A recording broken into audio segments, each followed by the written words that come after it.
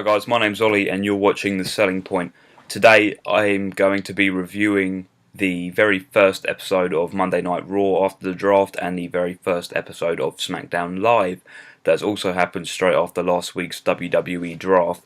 Obviously, if people aren't aware of the draft and it just happened, basically WWE has decided to go back to an older format where SmackDown and Raw have separate rosters, separate championships, separate storylines, which, to be honest, is probably the best thing they could have done, as storylines were getting so stale, and SmackDown was just a bit of a rubbish show, to be totally honest, almost in the same bracket as main event and superstars, I guess. Anyway, the draft has happened. I'm really excited about what can happen here. I'm really excited about the massive possibilities, especially with SmackDown, but I'll get onto that a little bit later. So we'll start with Raw. I'm only going to be talking about the main points of each show. The first thing that I kind of really want to start about with Monday Night Raw is obviously Sasha Banks. She is the new WWE Women's Champion, and it's just a long time overdue. I was starting to get really bored of Charlotte's title reign, but I'm really happy that Sasha's time is now. I kind of thought it should have been at WrestleMania, but Sasha's time with the Women's Championship is now. And congratulations to her. It was a great match as well. From both ladies wrestling, actually, it was a great match, and it was just really nice to sort of see how Sasha also paid tribute to Eddie Guerrero in her match with the way she had Dana Brooke banned from ringside by throwing her the Women's Championship belt and then hitting the floor on the outside of the ring as if she'd been hit.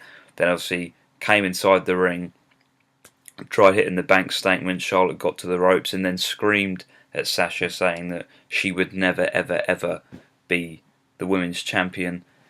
And Sasha Banks gets straight up, backstabber, rolls her back into the bank statement, middle of the ring. Charlotte had nowhere to go, eventually taps out, and just it's fantastic. Sasha Banks is the new WWE Women's Champion, and I'm hoping that at SummerSlam we get Charlotte and Sasha for the title, and then hopefully now that Bayley's on the main roster, Bayley's going to be written into the storyline in some way or another. So women's wrestling on Raw actually right now, guys, is looking so good, so much stronger than it's possibly looked in the last 5 or 6 years. So keep an eye on the women's wrestling.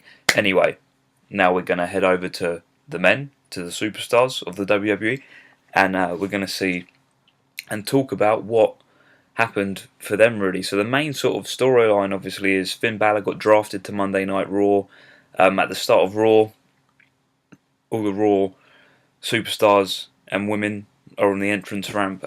Stephanie and Mick Foley announced there's going to be 2 fatal 4-way matches tonight, and the winner of each fatal 4-way match will then wrestle each other in the main event, and the winner of that match will then go on to wrestle Seth Rollins at SummerSlam to crown the new WWE Universal Champion, the Universal Championship being named as it's for the WWE Universe. Well done, WWE.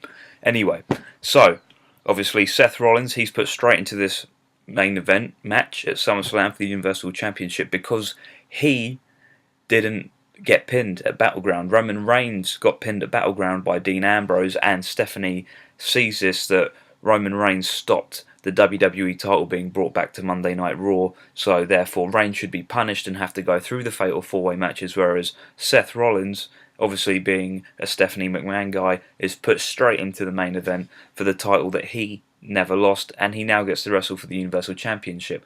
So there were 2 sets of fatal 4-way matches, 8 wrestlers featured in these matches, and they're called out at the start of the show. The very first fatal 4-way was Rusev, Cesaro, Kevin Owens, and Finn Balor. Now, when that match was announced, my head almost exploded. Finn Balor in this fatal 4-way match, along with Kevin Owens, Cesaro, and Rusev. I think Rusev's a really underrated wrestler, and I think he can go some in the ring. Obviously, we all know what Kevin Owens is capable of. He was amazing on the Indies, and to me, he's one of the best things on WWE TV right now. Cesaro is, again, exactly like Kevin Owens, that same sort of caliber. What a great wrestler he is. And Finn Balor making his main roster debut with an opportunity to get into a match at SummerSlam for a brand new world title on Raw. It's fantastic. And the second match announced was Reigns versus Sami Zayn versus Chris Jericho versus Sheamus. Now the first match of this Fatal 4-Way, well, this double Fatal 4-Way style tournament, I guess, is Finn Balor, Kevin Owens, Rusev and Cesaro. It's a fantastic match the whole way through. Unfortunately, somebody had to take a pinfall here, but WWE, obviously, they're very over with Finn Balor, and they know Finn Balor's going to make them a lot of money at the merch tables, and he's going to sell out arenas. Finn Balor progresses in this match already. It's a really nice exchanges. It ends up with Cesaro being drop kicked into the corner. He falls out of the corner, you know. He takes that massive Finn Balor drop kick. Finn Balor goes up to the top. The arms come across and out. Down for the coup de grace. It's a 1-2-3. Finn Balor goes on to Monday Night's Raw, and the main event for that show, wrestling the winner of the next Fatal 4-Way match. The next Fatal 4-Way match is obviously Roman Reigns, Sheamus, Sami Zayn and Chris Jericho.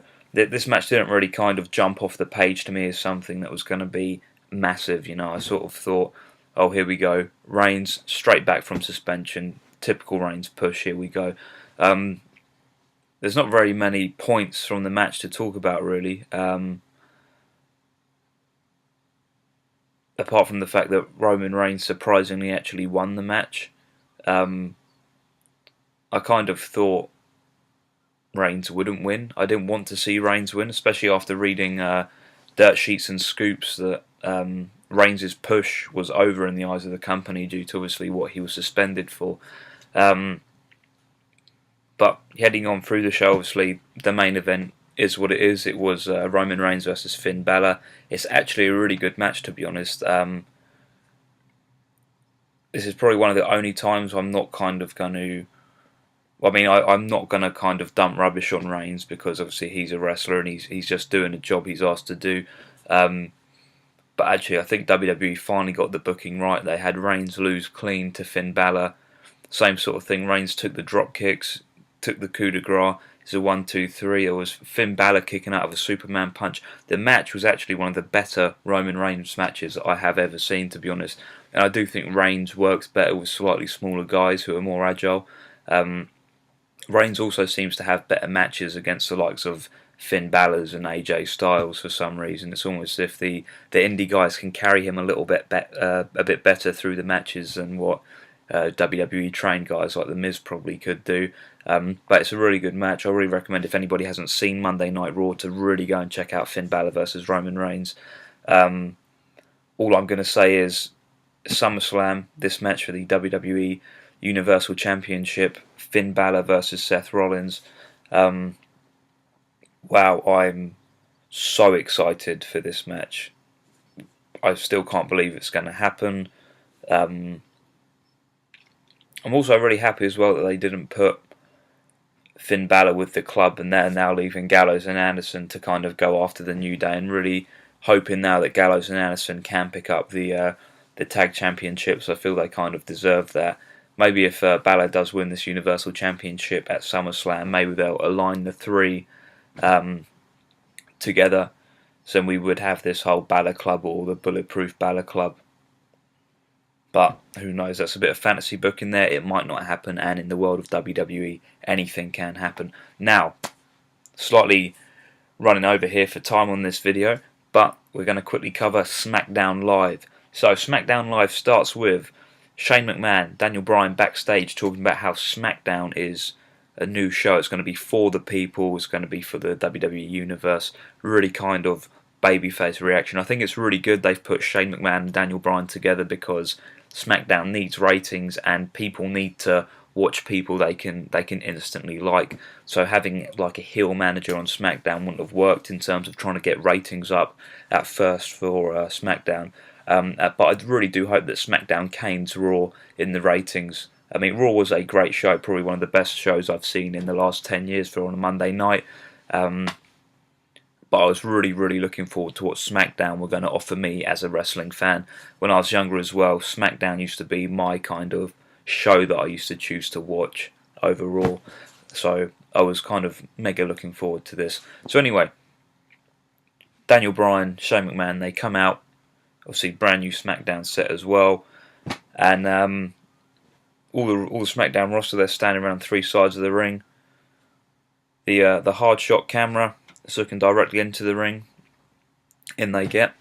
And obviously they welcome out Dean Ambrose at first, and they then say that Dean Ambrose needs an opponent for SummerSlam, and they announce a 6-pack challenge match, which for people who don't know is basically just 6 men in a ring, 1 pinfall decides the winner. It's mayhem. So for this match they announced 5 wrestlers. They announced Baron Corbin, John Cena, Bray Wyatt, Dolph Ziggler, and AJ Styles. Now, obviously, as you can see, I'm wearing the AJ Styles t-shirt. I am a massive, massive mark for AJ Styles. I can't get enough of the guy. I think for me, he is the best wrestler of the last 20 years. Agility-wise, is just that nobody really matches AJ, to be totally honest. Some people might disagree with me, and feel free to disagree with me in the comments and post why you think other guys are better than AJ Styles. But I think the wrestling world probably all agree that AJ Styles is the best all-round wrestler, and it is really cool to see him in a WWE ring. So obviously 5 men announced for a 6-man match. Obviously Daniel Bryan and Shane McMahon are seeing SmackDown as a show of equal opportunities, so they then hold a battle royal with the rest of the male competitors on SmackDown.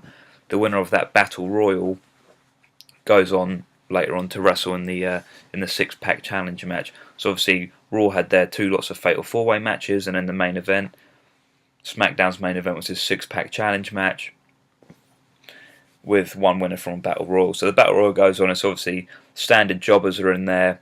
The Ascension, they go out. There's Kane in there. There's all sort of lower mid-carder guys in the Battle Royal, and there's a few sort of mid-card guys in there like Kane, Kalisto's in there, Del Rio, and Apollo Crews. I can't really say I was too invested in the Battle Royal, but obviously I watched it to see who would progress.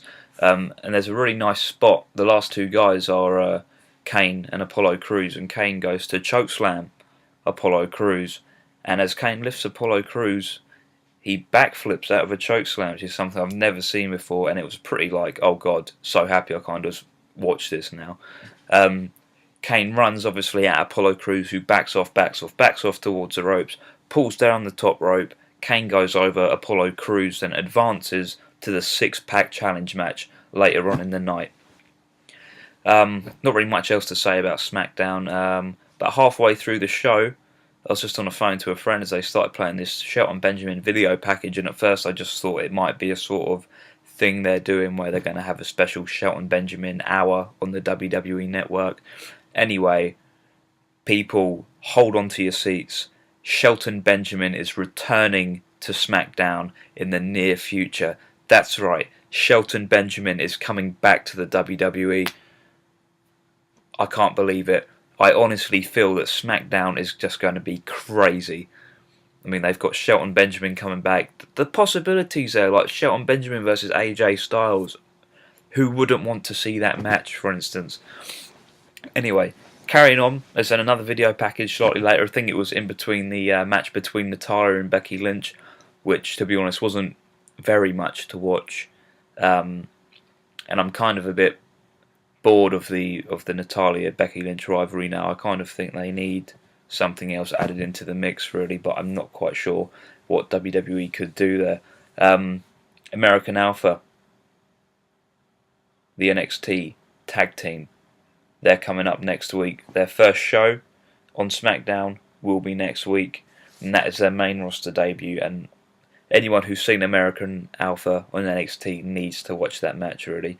There's going to be so many German suplexes, and for me, American Alpha are a tag team so ahead of their time, sort of like the Steiner brothers, sort of like the Legion of Doom. They do stuff at the moment that no other tag team is doing, and, you know, get ready for that. I really like the format as well. Like both shows are now using jobbers as well, like local indie guys. There's basically some local jobber in the ring tonight, and he was basically there for just a Heath Slater segment, and Heath Slater comes in. Obviously, Heath Slater hasn't been drafted to a show, and he's trying to get his point across that he should be drafted to SmackDown. Basically beats up the local jobber really quickly. Shane McMahon comes out to address Heath Slater. Suddenly the crowd start popping and going crazy. There's another classic wrestler who has returned to the main roster, and his name is Rhino. That's right, the human wrecking machine Rhino is back. He was on SmackDown. Obviously he's feuding with Samoa Joe at NXT at the moment, but he's on SmackDown right now. He gores Heath Slater, takes the bump really well, to be fair, really sells the gore. Starting to feel like old SmackDown to me, and I'm really looking forward to it.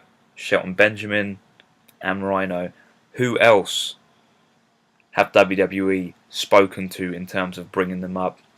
Continuing SmackDown, there's a Miz TV segment. Miz TV is now obviously exclusive to SmackDown, so Raw has the highlight reel with Chris Jericho, and SmackDown has Miz TV. Randy Orton comes out, basically little babyface comedy sketch against The Miz, wants a match with The Miz. It's a nothing match. He RKO's The Miz twice and wins. Obviously, that's Randy Orton picking up momentum heading into his SummerSlam match with Brock Lesnar. Now, if we get to the main event, obviously now you've got AJ Styles, Apollo Crews, Baron Corbin, Dolph Ziggler, Bray Wyatt, and John Cena. It's a real kind of mismatch here. I was sort of expecting an AJ win, or something to happen again between AJ and Cena. But there's a lot of exchanges in this match. You know, it's really nice to kind of see AJ and Apollo Crews going at it. Kind of Wyatt and Cena, they went for each other at the start of the match. Ziggler and Corbin, obviously, they went for each other, carrying on their sort of feud that they're kind of in, but not in now. Really great match, a lot of action outside the ring, a lot of action inside the ring. One of the highlights for me was actually Bray Wyatt taking a springboard 450 splash from AJ Styles, and I'm actually really excited to see AJ and Wyatt lock up in the near future. For me, I think that'd be a great match. Obviously, there's a lot of exchanges, wrestlers hitting signature moves and finishing moves on each other. AJ hits this springboard forearm, the phenomenal forearm, I believe WWE call it, but he literally travels like the length of the ring just to smash Cena, hits Cena. Loads of finishing moves in there. Apollo Crews takes his sister Abigail. AJ takes the attitude adjustment. Wyatt takes Ziggler's backstabber.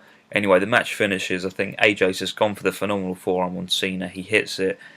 AJ's going crazy in the ring, turns around, bang, super kick from Dolph Ziggler. Ladies and gentlemen, I'm as surprised as you are. Dolph Ziggler is the new #1 contender to Dean Ambrose WWE World Heavyweight Championship at SummerSlam. Like, wow. Dolph Ziggler's gone from nothing to like mega push.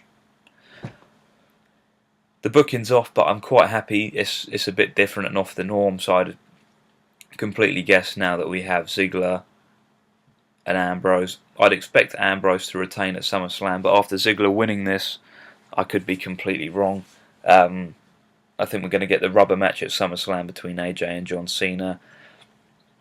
But who knows? SmackDown right now, Shelton Benjamin's coming back, so I'd really assume Shelton Benjamin was going to have some sort of role to play at SummerSlam, as will Rhino.